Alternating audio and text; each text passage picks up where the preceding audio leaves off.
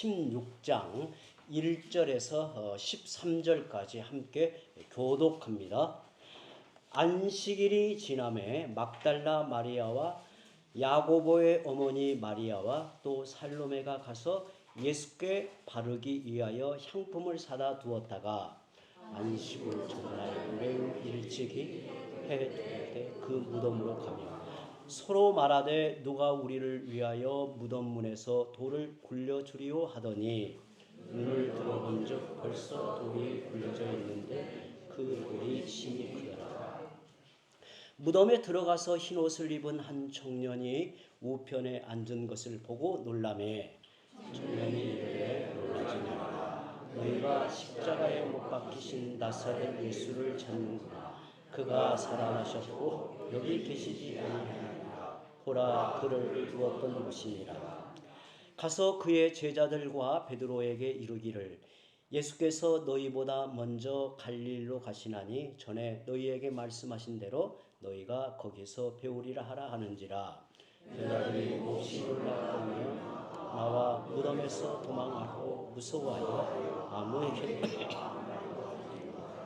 예수께서 안식 후 첫날 이른 아침에 살아나신 후 전에 7 귀신을 쫓아내어 주신 막달라 마리아에게 먼저 보이시니 마리아가 와서 예수와 함께 했던 사람들이 슬퍼하며 울고 있는 중에 이 일을 알려나니 그들은 예수께서 살아나셨다는 것과 마리아에게 보이셨다는 것을 듣고도 믿지 아니하니라. 후에 그들 중 2 사람이 걸어서 시골로 갈 때 예수께서 다른 모양으로 그들에게 나타나시니 함께 있습니다. 2 사람이 가서 남은 제자들에게 알리었을 때 역시 믿지 아니하니라. 아멘. 아멘. 어느덧 만물이 생동하는 봄이 우리들 곁에 성큼 다가왔습니다. 산야에 초록빛 물결이 일어나고 또 길가에 활짝 핀 꽃들을 보고 즐거워하며 사진도 찍고 서로에게 봄 소식을 전합니다. 요즘 SNS가 봄꽃 소식으로 얼마나 생동감이 넘치는지 우리가 실감하고 있습니다. 그런데 오늘 우리는 어떤 소식과도 비교할 수 없이 놀랍고 영광스러운 소식, 우리 주님이 다시 살아나셨다는 부활의 소식을 나누려고 합니다. 오늘 말씀은 역사적인 첫 번째 부활 주일 아침의 풍경을 우리에게 생생히 전해줍니다. 우리가 흔히 상상하는 부활의 아침은 기쁨과 감격이 넘치는 모습이지만 정작 마가를 통해 전하는 첫 번째 부활의 아침은 우리의 예상과는 조금 다른 분위기로 시작됩니다. 안식일이 지난 이른 새벽 무덤으로 향하는 여인들의 마음은 기쁨이 아닌 걱정과 슬픔으로 가득했습니다. 그들은 예수님이 다시 살아나실 것을 기대하고 가는 걸음이 아니었어요. 오히려 서둘러 장례를 치렀던 예수님의 시신에 향유를 바르기 위한 지극히 인간적인 슬픈 도리를 다하기에 그 길을 나선 것입니다. 그들이 무덤을 향해 가는 길에 나눈 대화를 보십시오. 누가 우리를 위해 무덤 문에서 돌을 굴려주리요? 걱정을 하고 갑니다. 그들의 관심은 부활의 영광이 아니라 무덤 문을 막아놓은 큰 돌이었습니다. 어쩌면 우리 인생도 이럴 때가 있습니다. 주님은 이미 승리하여 무덤을 해치고 만유의 만왕이 되셨는데 우리는 여전히 우리 앞에 막막한 문제와 돌덩이처럼 무거운 근심에 쌓여 있을 때가 있습니다. 오늘 우리는 여인들의 발걸음을 따라가 보면서 도저히 믿기지 않던 부활의 소식이 어떻게 오늘 우리에게까지 전하여졌는지, 그리고 믿기 어려운 사실이 어떻게 우리 인생의 가장 큰 축복의 선물이 되었는가를 함께 나누려고 합니다. 과연 누가 그 무거운 돌을 헤쳐 옮겨 놓았을까요? 그리고 믿지 못해 떨고 있던 그들이 어떻게 세상을 뒤흔드는 부활의 증인이 되었을까요? 오늘 말씀을 통해서 우리 안에 살아계신 부활의 주님을 새롭게 만나는 축복의 시간이 되시기를 바랍니다. 오늘 말씀은 첫 부활주일 아침에 일어난 이야기입니다. 오늘 부활주일 아침에 예배를 드리는데 첫 번째 부활주일 아침에 일어난 이야기입니다. 안식일이 지난 이른 아침에 몇 명의 여인들이 무덤을 향해 가고 있습니다. 그들은 이틀 전에 장사 지낸 예수님의 무덤으로 가는 길입니다. 마가는 그들이 누구였는가를 정확히 소개하고 있지요. 막달라 마리아, 야고보의 어머니 마리아, 그리고 살로메라고 하는 세 여인이 무덤을 향해 가고 있어요. 그들은 예수님이 이 땅에 계실 때 가까이에서 사랑하며 섬겼던 참 유별난 여인들이었어요. 예수님이 늘 그들 가까이 나아가시고 쉬기도 하시고 또 그들은 예수님을 정말 사랑으로 섬겼던 여인들이. 그런데 오늘 본문에 주목할 점이 있습니다. 그렇게 예수님을 사랑했던 이들도 부활을 조금도 기대하지 않았다는 사실이. 그들이 이런 시간에 무덤에 가서 하려고 했던 일은 도대체 무엇일까요? 안식일을 앞두고 급하게 장례를 치른 탓에 예수님의 시신에 향유를 바르지 못해 이제라도 제자로서 도리를 다하기에 무덤을 찾은 것입니다. 여인들은 무덤으로 가면서 이런 대화를 나눕니다. 3절에 누가 우리를 위하여 무덤 문에서 돌을 굴려주리요. 당시 유대인의 무덤은 자연 동굴이나 파낸 동굴 안에 시신을 안치한 후에 큰 돌로 입구를 막아놓은 형태였습니다. 그 돌은 여인들이 옮기기에는 너무 무거웠어요. 그래서 누가 그 돌을 옮겨줄까? 누가 무덤 문을 열어줄까? 걱정하면서 그 무덤을 향해 가고 있습니다. 여인들은 예수님이 부활하신 줄 꿈에도 생각하지 못했어요. 예수님이 부활하실 것을 꿈에도 생각하지 못했어요. 그들이 무덤으로 향한 이유는 단지 시신에 향품을 바르기 위해서였어요. 그런데 놀라운 일이 벌어집니다. 4절에 이렇게 말합니다. 눈을 들어 본즉 벌써 돌이 굴려져 있는데 그 돌이 심히 크더라. 깜짝 놀란 거예요. 한편으로는 큰일 났다. 누가 예수님의 시신을 해하려 하였는가? 그들이 무덤으로 향하면서 했던 누가 그 돌을 옮겨줄까라는 염려는 할 필요가 없었어요. 무덤 입구를 막아놓은 돌은 이미 옮겨져 있었습니다. 무덤 문이 열렸다는 것이 무엇을 의미할까요? 무덤의 문이 열렸다는 것이 무엇을 의미할까요? 예수님이 살아나셨다는 것을 마가는 이렇게 전하는 겁니다. 무덤은 예수님을 가두어 둘 수 없었어요. 예수님은 부활하셨기 때문입니다. 할렐루야.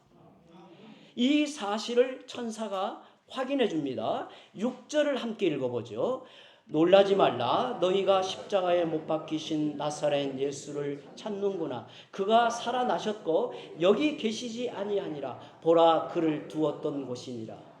그들은 열린 무덤을 보았고 예수님의 시신이 없음을 확인했습니다. 그리고 천사로부터 그가 살아나셨다는 소식을 직접 들었어요.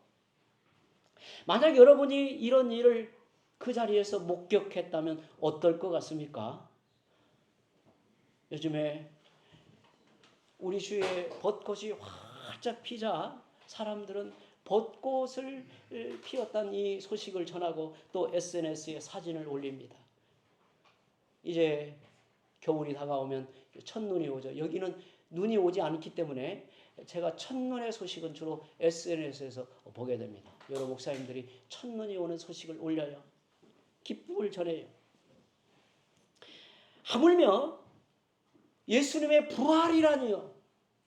이보다 더 놀라운 소식이 어디 있을까요? 놀라운 그 소식을 혼자만 알 수 없기에 누구든 붙잡고 소리쳤을 것입니다. 예수님이 부활하셨대요. 예수님이 부활하셨어요. 그런데 예수님의 부활 소식을 들은 여인들의 반응을 보십시오. 8절에 아무에게 아무 말도 하지 못하더라. 그들은 열린 무덤을 보았습니다. 빈 무덤을 확인했습니다. 천사에게 직접 부활 소식까지 들었습니다. 그런데 아무에게도 말하지 못했어요. 마가는 그 이유를 설명하지 않지만 그들의 반응을 부정적으로 묘사합니다. 8절에 여자들이 몹시 놀라 떨며 나와 무덤에서 도망하고 무서워하여 그래요. 왠지 그들은 기뻐하지 않았어요. 확신하지도 못했습니다. 그리고 당황하고 무서워했습니다. 그들은 예수님의 부활을 믿지 못했어요. 그런데 여인들만 믿지 못한 게 아니에요. 11절 함께 읽어볼까요? 그들은 예수께서 살아나셨다는 것과 마리아에게 보이셨다는 것을 듣고도 믿지 아니하니라. 예수님은 전에 7 귀신을 쫓아내어 주신 막달라 마리아에게 먼저 나타나셨다고 해요. 이 장면이 아주 인상적이죠. 실성하여 정말 미쳐있는 이 여인에게 그리스도께서 가까이 오셔서 그를 치료하여 온전케 하신 그 여인에게 먼저 나타나셨다고 해요. 마리아는 그 사실을 전하였는데도 그들도 믿지 않았습니다. 10절에 보면 그들이 누구인가를 밝힙니다. 10절에 마리아가 가서 예수와 함께하던 사람들이 슬퍼하며 울고 있는 중에 이 일을 알림해 그래요. 그들은 단지 예수님 곁을 지나다니던 무리가 아니에요. 예수님과 함께 하던 자들입니다. 예수님은 12제자뿐 아니라 따로 세우신 70인 제자를 비롯해 많은 제자들이 있었습니다. 마가는 그들 모두를 아울러서 예수와 함께 하던 사람들이라고 부릅니다. 그들도 예수님을 따르며 사랑했습니다. 예수님의 죽음 앞에서 슬퍼하고 울었습니다. 그러나 부활은 받아들이지 않았어요. 부활은 믿지 못했어요. 더 심각한 문제는 예수님의 12제자들조차 부활 소식을 믿지 못했다는 거예요. 13절에 두 사람이 가서 남은 제자들에게 알리었을 때 역시 믿지 아니하니라. 아마도 엠마오로 내려가다가 두 제자가 부활하신 주님을 보게 되었고 깨닫게 되었고 그 주님을 만나서 다시 되돌아온 걸음에 12제자에게 남은 제자들에게 전하죠. 여기서 저는 주목할 단어가 이 역시라는 단어가 이렇게 눈에 들어왔어요. 여인들은 믿지 못했습니다. 예수님과 함께하던 자들도 믿지 못했어요. 또한 제자들 역시 믿지 못했다고 말해요. 역시가 뭘 의미할까요? 마가는 이 역시라는 단어를 왜 여기에 썼을까요? 부활은 인간이 본성적으로 믿기 어려운 사실이라는 걸 말하고자 한 거예요. 부활은 인간의 본성으로는 믿기 어렵다는 거예요. 예수님을 사랑하던 사람들, 예수님과 함께하던 사람들, 예수님께 직접 말씀을 듣고 기적을 눈앞에 보았던 제자들 역시 믿지 못했어요. 그러니 다른 사람들은 어떻겠습니까? 당연히 그들도 부활을 믿지 못했습니다. 주님의 부활은 누구에게나 믿기 어려운 사건입니다. 그러나 중요한 것은 기독교 신앙의 중심에 부활이 있다는 거예요. 부활의 토대에 기독교 신앙이 세워져 있고 부활의 눈이 열려야 부활이 믿어지고 부활의 의미가 내 삶 가운데 작용할 때 드디어 기독교 신앙이 일어나는 거예요. 기독교 신앙이 우리 안에서 생명으로 역사되어지는 거예요. 세계적인 복음주의 신학자 존 스토트는 부활에 관한 책에서 이렇게 이야기합니다. 기독교는 부활의 종교이다. 부활은 기독교의 핵심이고 만약 부활을 부인하면 기독교는 무너지고 만다. 그에게 있어서 기독교 신앙은 무너지고 만다. 그렇다면 우리는 난관에 부딪힙니다. 부활은 기독교의 핵심인데 인간의 힘으로는 도저히 믿기 어렵다는 거예요. 기독교 신앙의 핵심, 기독교 신앙의 토대인 부활이 인간의 힘으로는 믿어질 수 없다는, 믿기 어렵다는 거예요. 여인들도 무리들도 제자들도 믿지 못했는데 우리는 어떻게 믿을 수 있다는 말입니까? 성도 여러분, 저는 오늘 여러분에게 묻고 싶어요. 여러분은 부활이 믿어지십니까? 예수님이 십자가에 못 박혀 죽으신 후에 다시 살아나셨음을 참으로 믿습니까? 죽음의 권세를 깨뜨리시고 다시 사신 것을 정말 믿습니까? 과연 그렇습니다. 이 복된 주일에 우리가 예배하는 이유는, 우리가 부활 찬송을 힘차게 부르는 이유는 부활을 믿기 때문입니다. 인간이라면 본성적으로 의심할 그 일을 우리는 믿고 있습니다. 이는 무엇을 의미합니까? 저는 이 말씀을 묵상하고 우리 사랑하는 성도들을 대하여 이 말씀을 나누려 할 때 이것이 도대체 무엇을 의미할까? 부활이 믿어져요. 부활이 내 안에서 복음의 메시지로서 영향력을 준단 말이죠. 그리스도의 부활이 2000년 전에 그리스도의 부활이 오늘 나의 삶에 생명의 역사를 일으키고 있단 말이죠. 생각을 바꿔놓고 세상을 바라보는 관점을 바꿔놓은 이 부활의 사건이 내 안에서 유용하고 내 안에서 역사로 나타난다는 거죠. 이것이 무엇을 의미할까요? 우리가 부활을 믿는 것은 인간의 지혜와 능력에서 비롯된 것이 아닙니다.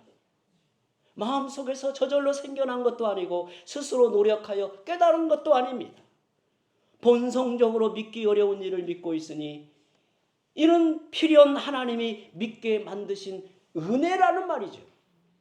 우리가 믿도록 은혜를 베푸신 것입니다. 그러기에 부활신앙은 전적인 하나님의 선물이 전적인 하나님의 선물. 오늘 우리는 하나님에게서 뜻밖의 선물을 받고 삽니다. 세상이 줄 수 없는 초월적인 선물을 받아 누리고 삽니다. 우리에겐 받을 이유가 없었어요. 사실은 받지 못할 이유가 더 많습니다. 그럼에도 하나님은 우리에게 그 선물을 주셨단 말이죠. 그것은 이 땅의 선물이 아닙니다. 무려 예수님의 부활을 믿는 믿음, 구원에 이르게 하는 믿음을 선물로 주셨습니다. 우리가 늘 믿음으로 고백하고 감사하는 에베소 2장 8절은 이렇게 말합니다. 우리 함께 우리의 믿음을 고백하며 함께 읽어봅니다. 너희는 그 은혜에 의하여 믿음으로 말미암아 구원을 받았으니 이것은 너희에게서 난 것이 아니요 하나님의 선물이라. 하나님이 우리에게 부활 신앙을 선물로 주셨다면 이제 우리는 어떻게 살아야 할까요? 부활을 믿는 성도에게 맡겨진 사명은 하나입니다. 부활하신 주님이 내 안에 계시고 내 인생 가운데 통행하시는 부활의 소식을 전하는 것입니다. 부활을 알지 못하던 어둠 아래 있던 인생이 부활을 통하여 생명의 빛을 보았던 인생이 어떠한가를 세상에 나타내는 것입니다. 벚꽃이 활짝 피면 그 소식을 친구들에게 알리고 함께 기뻐합니다.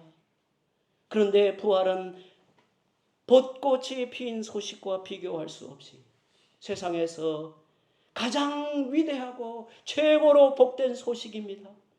우리는 예수님이 살아나셨다는 이 복된 소식을 믿음의 고백으로 우리의 삶으로 만천하에 드러내야 하는 것입니다. 사람들이 우리가 전하는 부활 소식을 쉽게 믿지 못하는 것은 당연합니다. 앞에서 말했듯이 부활은 인간의 논리나 상식으로 받아들일 수 있는 게 아니라 하나님이 주셔야 믿을 수 있는 선물이기 때문입니다. 그렇다면 믿지 못하는 이들에게 우리는 어떻게 부활을 전할 수 있을까요? 믿을 수 없는, 믿기 어려운 부활의 소식을 세상에 어떻게 증거하며 나아갈까요? 가장 강력한 부활의 증거는 바로 우리 안에 살아계신 주님입니다. 내 안에 살아계신 주님입니다. 다시 한번 강조합니다. 우리 안에 살아계신 주님이 가장 확실한 부활의 증거입니다. 만약 예수님이 부활하지 않으셨다면 장사지는 시신이 무덤 안에 그대로 있었을 것입니다. 그러나 죽음의 권세가 그를 가두어 둘 수 없었습니다. 예수님은 죽음을 이기시고 부활하셨고 지금도 우리 안에 살아계십니다. 주님이 살아계시기에 우리는 예배하고 기도하며 찬송하고 소망 중에 살아갈 수 있습니다. 예루살렘에서 시작된 부활 신앙이 2000년을 지나 우리가 사는 이 땅에까지 전해진 이유는 부활하신 주님이 제자들의 마음속에 살아 역사하였기 때문입니다. 부활하신 주님이 믿는 주의 백성들 그들 가운데 살아 역사하여 오늘까지 우리에게 전하여진 것이 제자들을 보십시오. 그들은 본래 겁이 많은 사람들이었습니다. 예수님이 붙잡히시던 날 밤에 그들은 뿔뿔이 다 흩어지고 말았어요. 한 사람도 남지 않았습니다. 그런데 그들이 변했습니다. 이전과 전혀 다른 담대함으로 부활의 주님을 전합니다. 전하지 말라고 핍박을 해도 전합니다. 매를 맞고 감옥에 갇히고 죽음의 위협을 당하면서도 멈추지 않았습니다. 누가 그들을 이렇게 바꾸어 놓았을까요? 우리가 제자가 되었으니 억지의 사명이 그들의 삶을 이렇게 이끌었을까요? 바로 그들 안에 살아계신 주님입니다. 부활하신 주님이 그들의 두려움을 용기로 바꾸어 놓으셨어요. 사랑하는 성도 여러분, 여러분 안에도 예수님이 살아계십니까? 그렇다면 믿으십시오. 예수님은 우리의 삶도 변화시키고 새 일을 행하십니다. 약한 자는 강하게 하고 흔들리던 자는 확신 위에 서게 될 것입니다. 사랑이 메마른 사람은 뜨거운 사랑으로 넘치고 불평하던 사람은 소망 중에 기뻐하는 사람으로 변화될 것입니다. 우리가 이렇게 살아갈 때 부활 신앙을 믿지 못한 자들이 우리의 삶을 통해 부활하신 주님을 보게 될 것입니다. 지금도 살아 역사하시며 사람들의 인격을 변화시키는 주님을 목격하게 될 것입니다. 교부 아우구스티누스는 부활의 신비에 대해 이렇게 말합니다. 예수 그리스도께서 몸으로 부활하여 승천하셨다는 사실이 믿을 수 없는 일이고, 이렇게 믿을 수 없는 일을 세상이 믿게 되었다는 것이 믿을 수 없는 일이며, 소수의 비천하고 무식한 사람들이 그런 믿지 못할 일을 세상에 믿도록 설득할 수 있다는 게 또한 믿지 못할 일이다. 사실 부활은 믿지 못할 이유로 가득 차 있습니다. 내가 부활 신앙을 가지고 있다는 사실이 정말 놀라운 일이에요. 우리가 부활 신앙을 누리며 사는 자체가 기적 같은 은혜입니다.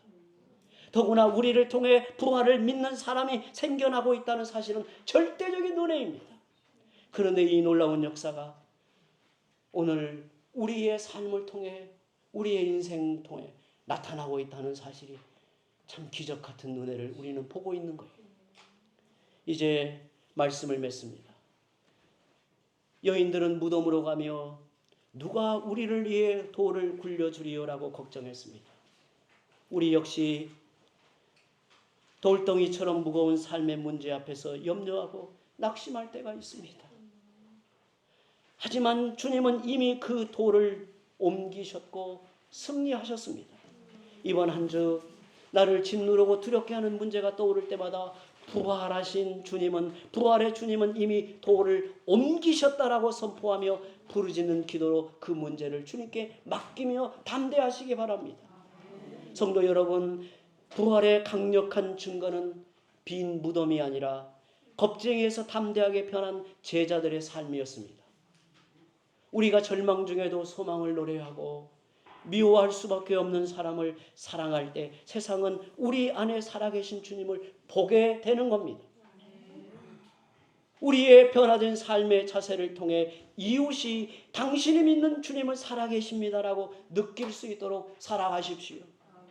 예수님의 부활은 2000년 전의 사건으로 끝난 게 아니라 오늘 여러분의 삶의 현장에서 부딪히는 인생의 무거운 짐을 옮겨주시고 우리의 인격을 변화시키시는 주님과 동행함을 통해 나타나는 겁니다. 참 신자의 삶은 세상에 드러낼 가장 확실한 부활의 증거가 될 것입니다. 함께 기도합니다.